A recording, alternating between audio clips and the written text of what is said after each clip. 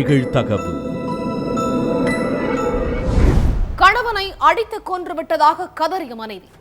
Postmortem ரிப்போர்ட்டால் வெளிச்சத்திற்கு வந்த உண்மை.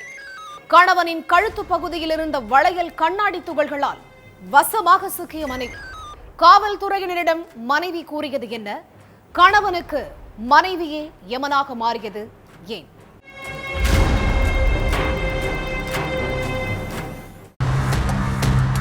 வீட்டு வாசல்ல உட்காந்துட்டு இருந்த என் கணவரை யாரோ அடிச்சு போட்டு போயிட்டாங்க. உடனே வாங்கன்னு பதறி அடிச்சுட்டே ஒரு அம்மா 108 ஆம்புலன்ஸ்க்கு கால் பண்ணியிருக்காங்க. உடனே அங்க வந்த ஆம்புலன்ஸ் ஊழியர்கள் தலையில பலத்த காயம் ஏற்பட்டு மயங்கி இருந்தவரை மீட்டு ஹாஸ்பிட்டலுக்கு அழைச்சிட்டு போற வேலையில ஈடுபட்டிருக்காங்க.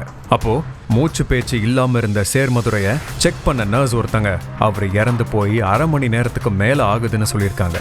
அதே நேரத்துல சேர்மதுரையோட கழுத்துல கண்ணாடி வளையல் துகள்கள் இருக்கிறத பார்த்த ஆம்புலன்ஸ் ஊழியர்களுக்கு சேர்மதுரைய வெளியாட்கள் யாரும் அடிச்சுட்டு போகல, வேற ஏதோ நடந்திருக்குன்னு சந்தேகம் வந்திருக்கு.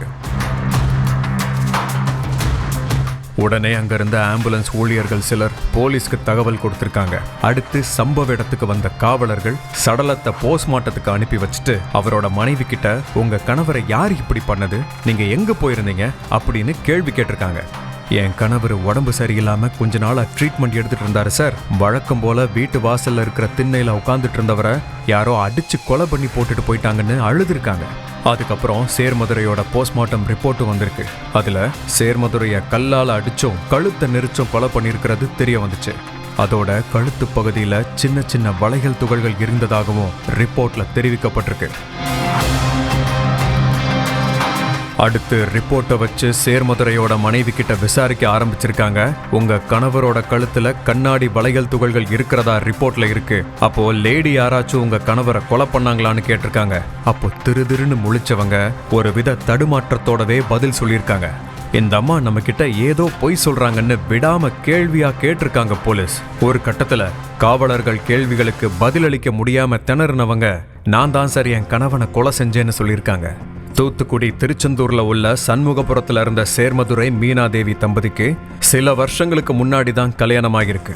இவங்களுக்கு 2 வயசுல ஒரு ஆண் குழந்தை இருக்கு.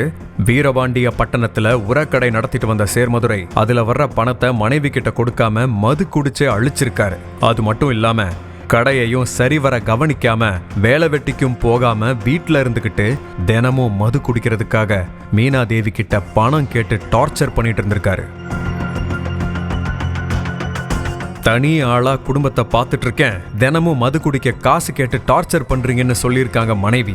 நீங்களும் வேலைக்கு போகல, வேலைக்கு போய் சம்பாதிக்கிற என்கிட்டையும் பணத்தை வாங்கிட்டா நான் எப்படி குடும்பத்தை நடத்துறதுன்னு சத்தம் போட்டிருக்காங்க.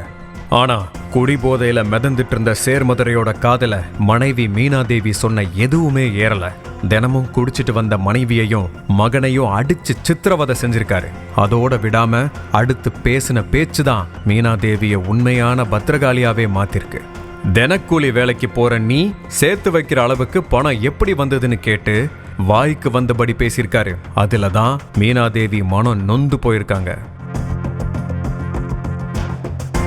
சம்பவத்தன்னைக்கு ஃபுல் போதையில இருந்த சேர்மதுரை வேலைக்கு போயிட்டு வந்த மனைவி கிட்ட குடிக்க பணம் கேட்டு அடிச்சிருக்காரு. அதனால ஆத்திரத்தோட உச்சிக்கு போன மீனாதேவி சேர்மதுரைய கீழே தள்ளி விட்டுருக்காங்க.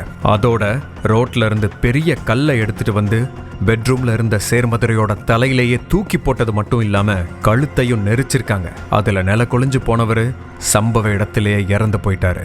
என் கணவரை யாரோ கொலை பண்ணிட்டு எஸ்கேப் ஆகிட்டாங்கன்னு கொலை கேஸ்ல இருந்து தப்பிக்க பிளான் போட்ட மீனாதேவியோட கணக்கு தப்பா போனதால இப்போ சிறையில கம்பி எண்ணிட்டு இருக்காங்க.